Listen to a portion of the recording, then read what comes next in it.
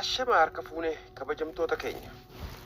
Oduu gaddaa jireenya baqaa wabii hin qabne gaddaa fi gadodoon guutame akkatti ba'an malee waan nama mudatu hin beekamne.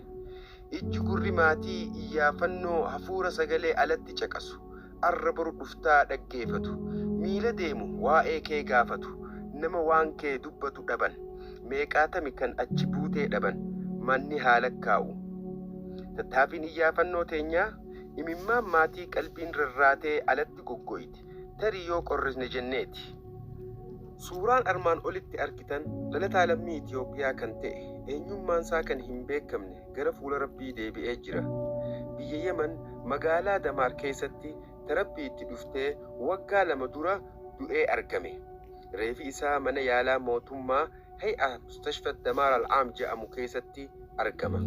Haga ammatti waggaa 2 ol reefi isaa osoo hin awwaalamin mana yaalaa armaan olitti ibsame keessa jira waan ta'eef maalu hadaraa namootan footoo nama kanaa beeytan keessattuu namoonni biyyaa waliin baatan waliin hojjechaa turtanii fi waliin dhiheenya wal beekamtii qabdan akka warra biraan nu qaqqabsiiftan kabajaan isin gaafanna.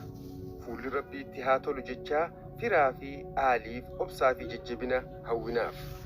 Fakkaataan akkanaa kan biroo baay'een biyya Yemen keessa waan jiruuf jecha viidiyoo kana sheer gochuun waliif raabsuu akka wal biraan qaqqabsiiftan kabajaa fi jaalalaan isin gaafanna.